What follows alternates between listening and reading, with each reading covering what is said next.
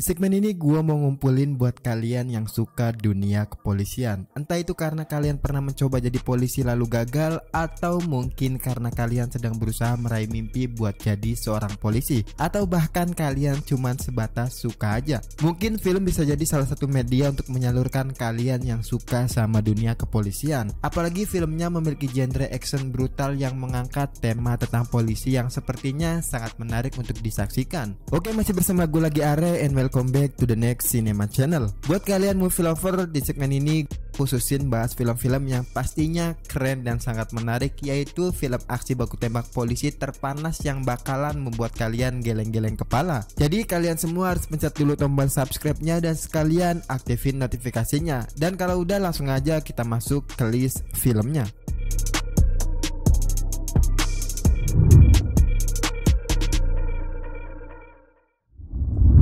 Seorang penipu licik, seorang pembunuh bayaran yang memburunya, dan polisi pemula yang tangguh bertemu dalam sebuah situasi menegangkan ketika satu sama lain memiliki kepentingan dan latar belakang yang saling berserbangan. Sepertinya cerita yang cukup menarik di film ini.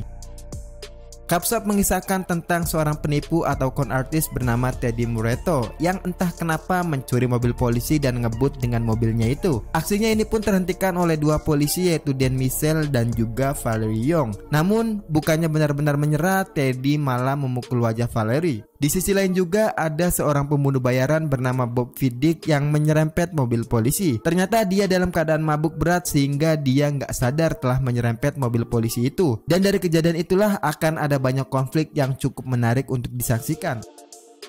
Joe Carnahan dikenal sebagai sutradara yang spesialis film-film kriminal, mengangkat kisah dari sisi penegak hukum juga dari sisi pelaku kejahatannya, seperti yang dia tunjukkan di film sebelumnya yaitu Narc dan juga Smoking Excess. Di film Capsop ini, Joe berhasil membuktikan kembali tentang kepiawaiannya dalam mengarahkan film action. Kolaborasi apik antara Gerard Butler dan juga Frank Grillo juga menjadi poin utama dari film Capsop sendiri. Permainan pikiran dan adu bantahan berhasil mereka keluarkan sesuai apa yang kita prediksi. Mereka berdua terlihat sama-sama keras, hanya aja karakter Teddy sedikit ciut ketika pertama kali melihat Bob ada di seberang selnya. Dan bisa gue bilang di film ini actionnya gila dapet banget.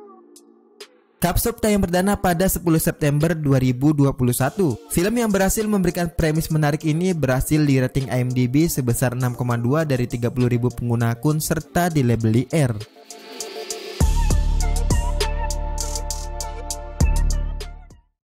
Film yang cukup memberikan alur cerita yang sangat menarik tentang kebobrokan dunia kepolisian. Apalagi dibumbui action yang sepertinya bakalan memberikan adrenalin buat siapapun yang nonton film yang satu ini.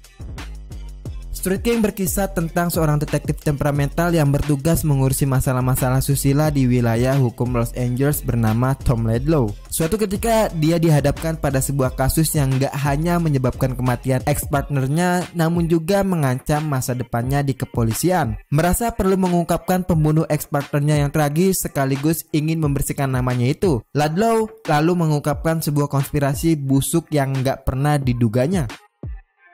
Nah, mungkin sebagai film action yang pasti film ini menampilkan adegan kekerasan yang cukup dan pas saja. Ceritanya juga seperti yang udah gue sebutin tadi, sangat menarik untuk disaksikan, apalagi di ending benar-benar memberikan plot twist dan sepertinya penonton bakalan shock banget ngelihatnya. David Ayer sutradara yang cukup brilian. Film ini bukan cuma memberikan action yang apik, tapi David juga memberikan scene-scene di mana banyaknya polisi jahat ketimbang baik yang bertebaran di film ini. Apalagi dibintangi aktor papan atasnya Hollywood yaitu Keanu Reeves. Di film ini Keanu tampil sangat mencuri perhatian, apalagi action yang dia tampilkan juga keren dan postur tubuh yang idealnya itu menambah dia layak banget memerankan karakter di film ini. Street King tayang perdana pada 3 April 2008. Film yang menggandeng banyak aktor papan atas ini tentunya berhasil di rating IMDb sebesar 6,8 dari 114.000 pengguna akun serta dilabeli R.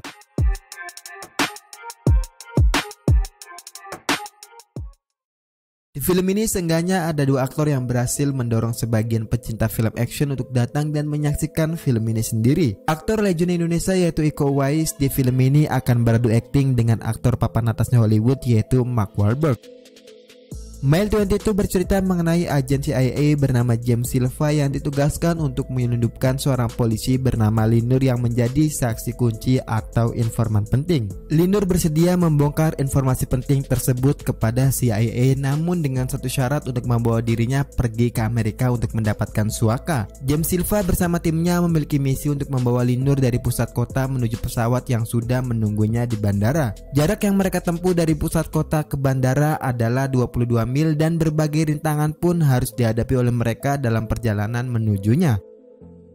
Sebagai film action, Mile 22 sepertinya memenuhi ekspektasi para penontonnya. Film ini full adegan tembak-tembakan dan ledakan dari menit awal hingga hampir mendekati finish. Ketegangan demi ketegangan mewarnai film ini, dan Mark Wahlberg sepertinya nggak mau memberi napas kepada penonton selama menonton film ini. Hanya ada sedikit momen di mana film ini nggak terlalu intens. Sisanya tembakan dan ledakan. Aksi Iko Uwais dengan silatnya itu mungkin menambah ketegangan di film ini sendiri. Walaupun nggak terlalu mendominasi jalannya film, tapi aksi dan akting Iko memberikan nuansa tersendiri di film ini. Silat yang dia tampilkan cukup menghibur dan seru. Sepertinya ini adalah satu-satunya faktor yang mengharuskan kalian harus nonton full film ini.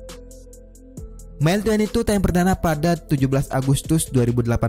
Film yang berhasil memberikan kolaborasi aktor Indonesia dan Hollywood ini mendapatkan rating sebesar 6,1 dari 79.000 pengguna akun serta dilabeli R.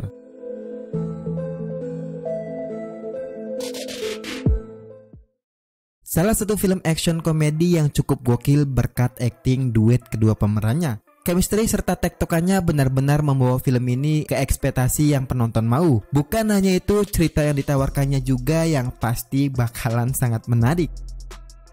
Bad Boys for Life mengisahkan kembali tentang dua detektif Miami yaitu Mike Lowrey dan juga Marcus Barnett. Tapi kali ini di akhir karir mereka. Barnett ingin pensiun setelah menjadi kakek, namun Lowrey masih kekeh membasmi penjahat hingga umurnya 100 tahun. Keadaan memburuk setelah Lowrey ditembak orang gak dikenal dan koma selama beberapa bulan, dan terpaksa akan ada banyak mata-mata yang menangani kasusnya ini. Sedari awal film, kita sudah diberikan petunjuk yang menyiratkan film ini akan menjadi yang terakhir bagi Will Smith dan juga Martin Lawrence untuk bersama-sama memerankan karakter yang sepertinya sudah melekat pada mereka berdua. Pasti nggak mudah bagi sutradara Adil dan Bilal untuk mengimbangi presentasi Michael Bay di dua film sebelumnya terhadap berbagai adegan action spektakuler dan juga jalan cerita yang mengikat. Dalam beberapa adegan, sepertinya mereka tetap memakai gaya sinematografi yang biasa digunakan oleh Michael Bay, seperti gambar 360 derajat dan adegan car chase penuh dengan ledakan itu. Akan ada banyak plot twist juga yang benar-benar sangat mind blowing banget di film ini. Kalian pecinta Bad Boys harus banget nonton full film ini. Bad Boys for Life tayang perdana pada 17 Januari 2020. IMDb memberikan rating untuk film terakhir dari trilogi ini sebesar 6,5 dari 158.000 pengguna akun serta dilabeli R.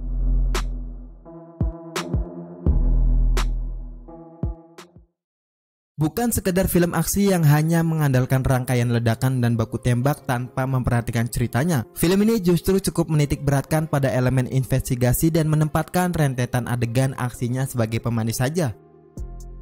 Jack Reacher bercerita mengenai sebuah tragedi yang terjadi di Pittsburgh, Pennsylvania, Amerika Serikat. Di suatu pagi yang tenang, seorang penembak runduk menembakkan 6 kali tembakan ke arah kerumunan warga sipil dan berhasil membunuh 5 orang di antaranya. Peristiwa tersebut jelas membuat kehebohan di seluruh negara. Pihak kepolisian yang segera menyelidiki kasus tersebut akhirnya dapat menyimpulkan berdasarkan bukti-bukti yang mereka dapatkan bahwa seorang pria bernama James Barr adalah pelaku penembakan tersebut. Christopher McQuarrie berhasil menatah naskah cerita film ini dengan sangat bagus. Elemen-elemen dialog penuh humor yang segar sekaligus karakter utama yang cerdas dan mudah untuk disukai oleh para penikmat film. Walaupun karakter yang dia perankan gak terlibat dalam banyak adegan aksi menegangkan, Tom Cruise di sini tetap mampu untuk membuat karakternya tampil begitu kuat. Dari sisi penulis karakter, McQuarrie berhasil membangun karakter Jack Reacher sebagai sosok yang cerdas namun memiliki kepribadian yang easygoing dan juga cenderung humoris. Tom Cruise kemudian menghidupkan karakter tersebut dengan penampilan yang begitu karismatik. Chemistry yang dia bangun bersama para pemeran lainnya, khususnya bersama Rosamund Pike, mampu tampil begitu memikat dan menjadikannya sosok Jack Reacher menjadi sosok karakter yang misterius namun sangat mudah untuk menarik perhatian semua penonton. Jack Reacher tayang perdana pada 21 Desember 2012. Film action dengan cerita yang cukup seru ini berhasil di rating IMDb sebesar 7,0 dari 339.000 pengguna akun serta dilabeli PG-13.